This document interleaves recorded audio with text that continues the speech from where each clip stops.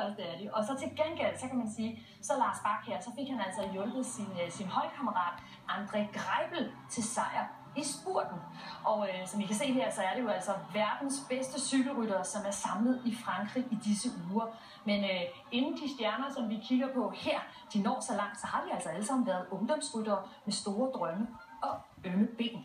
Og her foran mig, der står nu 2 af Danmarks største talenter inden for cykling, og det er jo sådan, at her i Godmorgen Danmark, der har vi hele sommeren igennem besøg af nogle af de allerstørste sportstalenter. Og inden for cykling, der er I altså vores håb. Måske er det jer, der skal ned og tage en etapesejr til os på et tidspunkt. Julius Johansen på 15 år og Mathias Larsen på 16. Godmorgen. Godmorgen.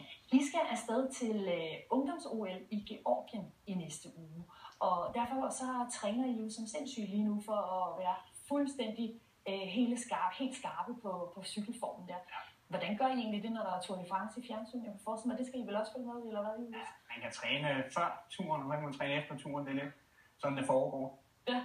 Men nu skal vi ned og til Georgien, og det kan vi ikke se det sidste af Tour de France. Så der håber vi, at landstræneren har noget i ærmet, så vi kan få set afslutningen. Et lille mobil fjernsyn til jer, eller hvad? Det håber vi. Ja.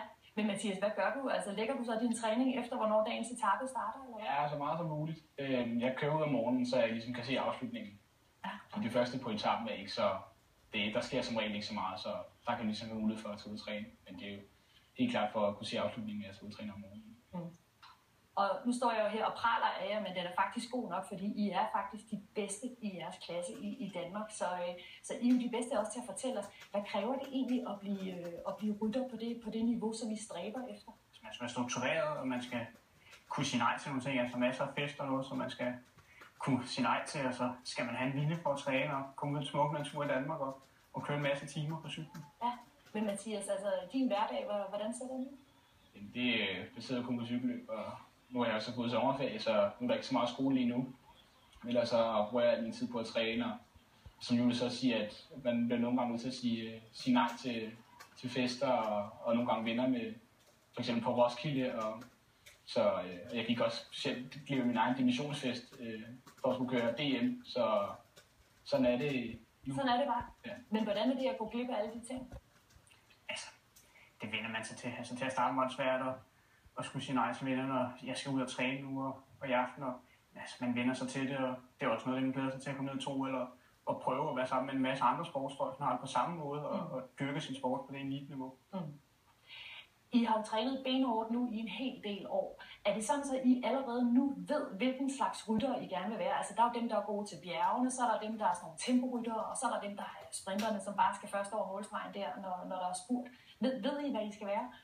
Hvis man kigger på os, så kan man nok godt se, at det er ikke op ad bjergene, vi skal flyve. Hvorfor ikke det?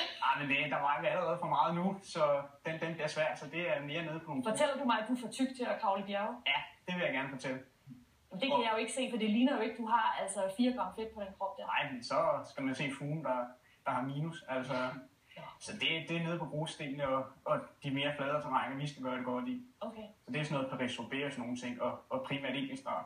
Ja, og gælder det også for dig, Mathias? Helt klart. Altså, det er Paris-Roubaix og de flade løb, der interesserer mig. Ja, og hvordan er det så, at stor bjergrytter, det bliver du aldrig? Nej, det tror jeg ikke. Det tror jeg sgu ikke.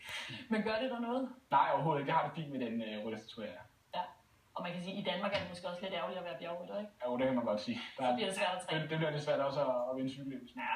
Ja, men hvem er så jeres idol? Hvem er det, I ser op til af alle de ryttere, som vi måske ser hele tiden i Tour de France, og når der ellers er cykelløb rundt omkring? Altså, man ser op til nogle af dem, man er lige så, kører det samme som en, så jeg ser op til Fabio Cancellara. Man desværre ikke har set så meget til år, fordi han har brækket nogle rygmyler. Var også med i turen og brækket nogle rygmyler igen. Ja, vi ser ham her på skærmen. Ja. Og hvad er det med ham, Cancellara, som er så fantastisk? Han er samme ryttertype, altså som vi er os begge to. Det er i hvert fald fint at sælge, når jeg kan køre brosten. Ikke at jeg har prøvet særlig meget løb, men det håber jeg kan. Ligesom Cancellara, så er en fed måde at køre på, meget aggressiv, og han skal også gerne alene hjem uden for meget sprinter og sådan nogle ting. Ja. Mathias, altså, nu ved jeg godt, I har jo nogle år endnu, før I er samme sted som Cancellara, men hvor langt er I fra at kunne køre op med ham, tror du, hvis I fik chancen? Jeg tror, at vi er ret langt fra. Jeg tror, at han kunne nok køre rundt og lege med os rimelig meget. Jeg tror ikke rigtig, vi kan ikke rigtig presse ham til noget, tror jeg.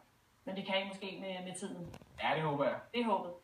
Men fortæl mig så, fordi når man kører cykelløb, så er der jo altså også den her faktor med styrtene. Ikke også? Man ser jo, de styrter hele tiden, og netop jeres idol Cancellara, han styrtede altså på 3. etape og brækkede de her 2 rygvivler, som betyder, at han så ikke længere er med i årets Tour de France. Og vi har faktisk også nogle billeder af jer, som styrter. Det er fra et løb, som hedder Tour de Himmelfart, hvor I begge to ryger i asfalten. Det der med hudafskrabning og brækkede kraveben og sådan noget, altså skræmmer det ikke, Mathias? Nej, ikke rigtigt. Altså, det er en del af cykelsporten, så det må man ligesom tage med. Og, men, altså, når vi kører cykel, så skal man ikke tænke på at styrte. Man skal ligesom slå hjernen fra, og så bare køre så hurtigt man kan. Det er ligesom det vigtigste. Fordi hvis du får tanken om at styrte, så bliver du bange, og du trækker dig, og så bliver det sgu svært at vinde cykel. Nu siger jeg så, at Cancellara, han er ligesom jeres helt store idol, men jeg har faktisk også lavet mig fortælle, at I også er ret store fans af den danske Tinkoff Saxo-rytter Christoffer Juhl Jensen. Er det ikke rigtigt? Jo. Prøv, vi har lige fået en hilsen til ham, eller til jer fra ham, for han har faktisk et par gode råd på sådan noget her.